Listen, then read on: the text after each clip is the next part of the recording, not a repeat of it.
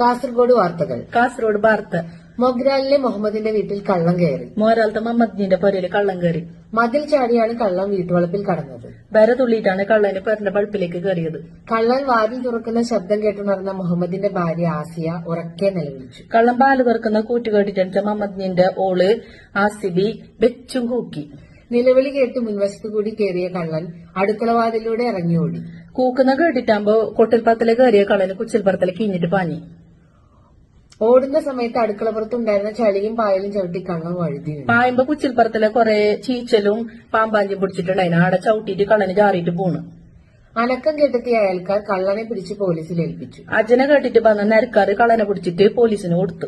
ഇനി ജീവനുണ്ടെങ്കിൽ മോഷണം ചെയ്യില്ലെന്ന് കള്ളൻ സ്റ്റേഷനിൽ വെച്ച് സത്യം ചെയ്തു. ഇനി ചേച്ചിട്ടുണ്ടെങ്കിൽ കക്കാൻ പോയാലെന്ന് കള്ളൻ സത്യം പിടിച്ചിട്ട് ചെല്ലി. ചെർക്കളയിലെ അബ്ദുൾ ഖാദറിന്റെ മകൻ യൂസഫ് അന്തരിച്ചു. ചെറുക്കളത്തെ കായിച്ചാന്റെ ഇസുബ് പോയി 80 വയസ്സായിരുന്നു. 80 വയസ്സായി.